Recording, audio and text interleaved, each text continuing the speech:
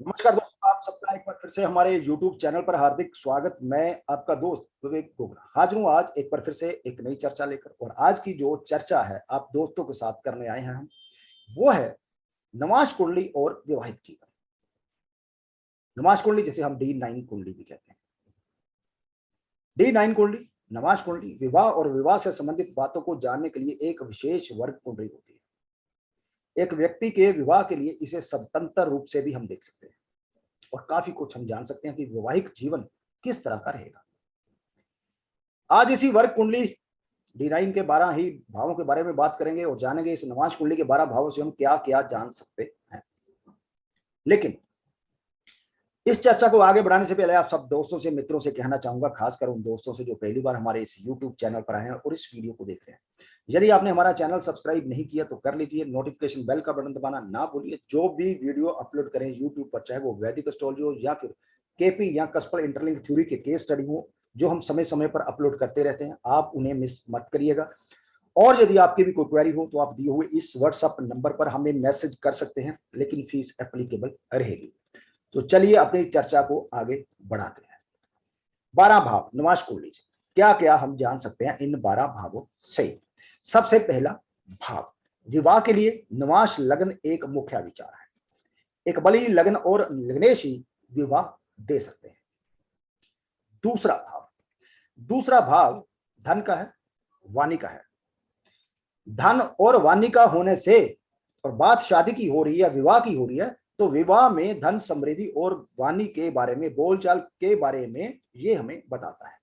साथ में ये दूसरा भाव जीवन साथी की आयु को भी दर्शाता है, क्योंकि ये 7वें भाव से 8वां भाव बनता है। दूसरे भाव का पीड़ित होना शुभ नहीं माना जाता, क्योंकि यदि ये पीड़ित होगा तो ये वैवाहिक जीवन में तनाव पैदा कर सकता है। बात करते हैं थर्ड भाव की, जिसे हम हिम्मत का या साहस का या प्रयास का भाव कहते हैं।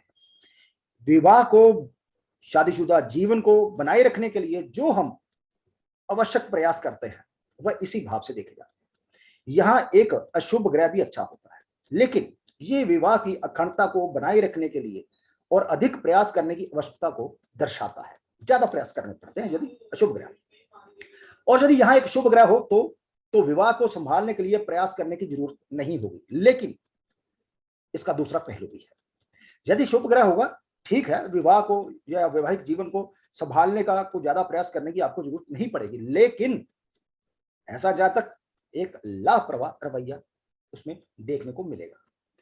बात करते हैं फोर्थ भाव, जिसे हम सुख भाव कहते हैं। बात D9 चार्ट की हो रही है, तो D9 चार्ट के लिए हम कहेंगे कि इस भाव, जो भाव है, जो ये फोर्थ भाव है, इस भाव से वैवाहिक जीवन की खुशियां देखी जाती है। यह विवाह की खुशियां और आनंद को दर्शाता है। एक अशुभ ग्रह का यहां होना वैवाहिक जीवन की खुशियां और सुख को समाप्त करता है। बात करते हैं फिफ्थ भाव की, ये बुद्धिमता का भाव है। तो D9 के लिए कहेंगे वैवाहिक जीवन की बुद्धिमता। यह भाव एक जातक का विवाह के प्रति चिंतन है। एक पीड़ित जो फिफ्थ भाव है, वो अप्रिय जो विचार है वो देता है, गलत सोच देता है और विवाह को समाप्त करने के लिए चिंगारी का काम करता है। और यदि ये फिफ्थ भाव शुभ है तो बुरी स्थितियों को भी ये ठीक कर सकता है। बात करते हैं सिक्स भाव की। वैवाहिक जीवन में संघर्ष और समस्याएं के बारे में ये भाव जानकारी देता है। एक बली सिक्स भाव विवाह में संघर्ष या समस्या नहीं देता और वैवाहिक जीवन को सुचारू रूप से चलता रहता है। बात करते हैं 7वें भाव की, हमारे जीवन साथी के बारे में बताता है। D9 के 7वें भाव यदि अच्छा हो तो एक अच्छा जीवन साथी होने के बारे में हमें यह संकेत करता है। 8वां भाव, D9 का यह भाव विवाह की आयु, क्योंकि आयु का भाव है, यह दुर्घटना का भाव है, तो विवाह की दुर्घटना, यह अचानक होने वाली घटनाओं का भाव है, तो विवाह से संबंधित अचानक होने वाली घटनाएं। दहेज इसी भाव से देखा जाता है, या जीवन साथी के अलावा किसी अन्य से सीक्रेट रिलेशनशिप बनाना, उसके बारे में यह भाव जानकारी देता है। 9वां भाव धर्म का भाव है, तो D9 का यह भाव विवाह का आध्यात्मिक पक्ष है, उसकी जानकारी देता है। यदि ये भाव अशुभ ग्रह या त्रिक भावों के स्वामी से पीड़ित हो जाए, 6, 8 एंड 12 त्रिक भाव, तो वैवाहिक जीवन में विश्वास नहीं होता। 10th भाव कर्म का भाव होता है।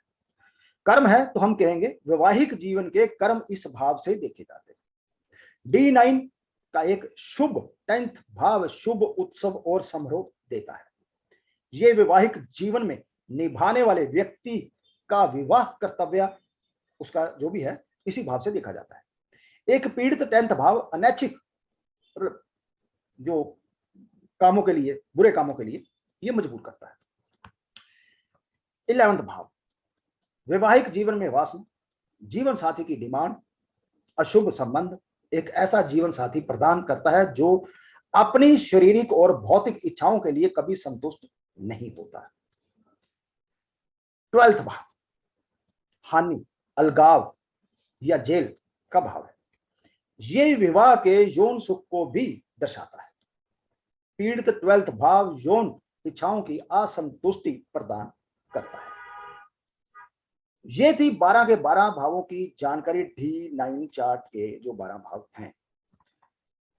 जैसे हमने कहा किसी के भी शादी या शादीशुदा जीवन को देखने के लिए इस चार्ट को हम स्वतंत्र रूप से भी पढ़ सकते हैं और काफी जानकारी जो हमें राशि चार्ट में नहीं मिलती वो जानकारी हमें D9 से आराम से मिल जाती है।